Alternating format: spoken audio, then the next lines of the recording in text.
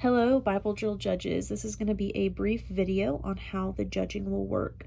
I want to start with the 3 pages that you will have in front of you at your table. The first is going to be the actual score sheet, which I will explain in just a minute.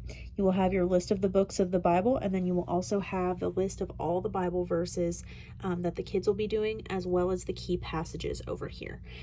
So there are 4 different parts to the drill. When we start, the first 2 portions are going to be our quotation and completion.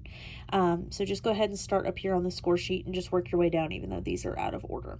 So the quotation drill is whenever we say Genesis 1:1, and the kids have to know, in the beginning God created the heavens and the earth, Genesis 1:1. Whenever we say start, they will have 20 seconds to step over the line. And then only 1 student will be called on to answer, but any student that steps over the line will get credit for the call. So I'm going to explain how the judging will work before I go into the other portions of the drill. So basically, the students are being judged on the total. They start with a perfect score, and then only when they make mistakes will they be marked off for those mistakes. And I'll go into what the mistakes they can be marked off for are over here in just a second. So going back over here, we have the quotation. So they're quoting the Bible verse. They'll have 6 calls. Then we'll go into the completion. The completion is, instead of me saying Genesis 1:1, I will only say in the beginning. And the students need to know that Genesis 1:1 goes with, in the beginning, God created the heavens and the earth. And so that will be the completion portion of the drill. And it works the same way, is they have 20 seconds to step over the line, and then they will receive credit for that call. For the first 2 drills, the quotation and the completion, they will not use their Bibles for those parts of the drill. They just have to quote the verse. They don't have to find it or anything like that. Now for the second 2 parts of the drill, we have the book drill. So that is when they have 20 seconds. I will call out a book of the Bible. They have 20 seconds to find the book and step over the line. Their index finger needs to be on the page. They cannot be flipping pages after they've stepped over the line or anything like that. Then once time is called, I will call out a number, and they will say I called out Deuteronomy, and I say number 1, and they'll say Numbers, Deuteronomy, Joshua. And they'll go through it just like that. If they get the call incorrect, even if they found it, that would still be a mistake. And then the last portion is our key passage portion, which is up here. And so I will call out the 10 commandments, and they will have to know in their mind, okay, that's Exodus 20, 3 through 17. And then they will have 20 seconds to find Exodus 23 through 17. And so then they will step forward and with their finger on the page, and once time is called, I will call on one of the numbers, and that is how they will do that.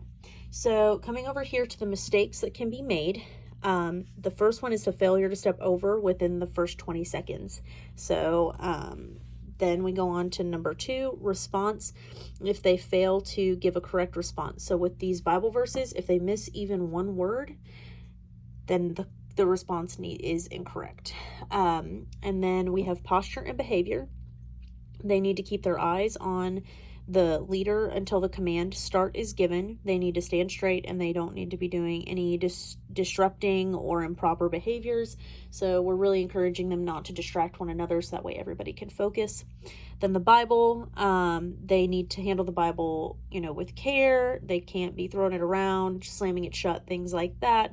And then whenever there's a call, that's called present Bibles. So with the Bible, the 2 parts where they use the Bible, the commands will be attention, and then they'll present the Bibles. They'll kind of hold them out in front of them. Their fingers should not be kind of peeking over the edge or anything like that to try and give them an extra edge on finding their book before time is called.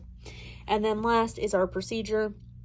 If they start before the command start is given, stepping forward before the index finger is on the correct reference, or lifting or turning pages after stepping out, unless they ask for permission and permission is granted to them. Some of the passages will be on 2 different pieces of paper, or 2 different pages of the Bible.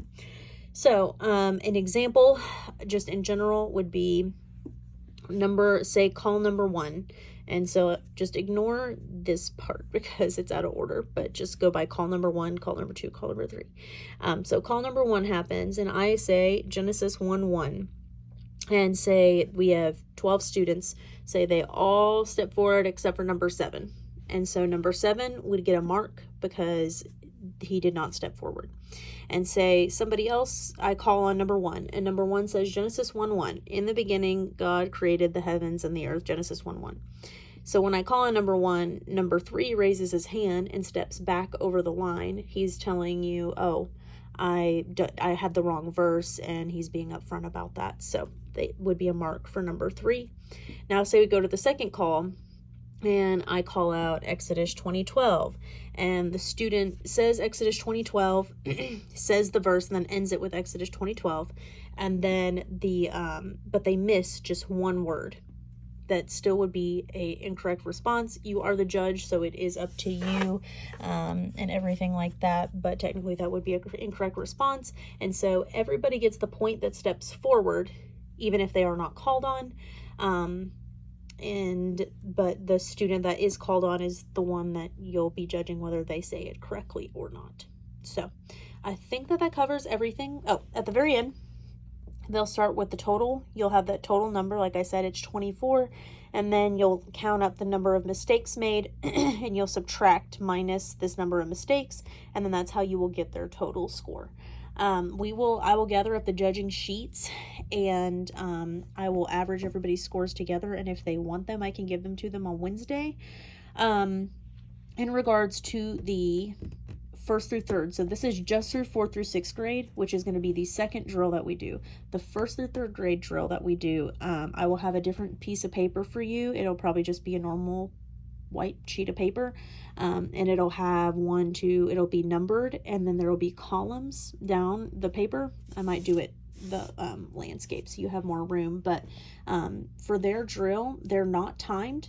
And we are just trying to say things that are encouraging to the 1st through 3rd graders. The 4th through 6th graders next year are going to be competing against other churches and things like that. So I want them to have a bit more of a feel of what it really is going to be like.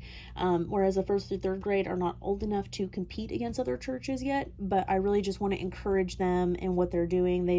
All these students have done a great job this year with their Bible drills. So anything encouraging, just write down some notes and things like that. Or if you see something that's just like glaring that you're like, hey, you might want to work on this, then you can put that down as well.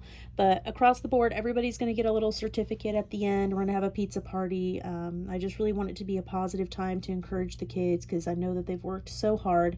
That goes for the 4th through 6th as well as the 1st through 3rd. So yeah, if you have any questions, please feel free to reach out. And if not, I will see you on Saturday. Thank you so much.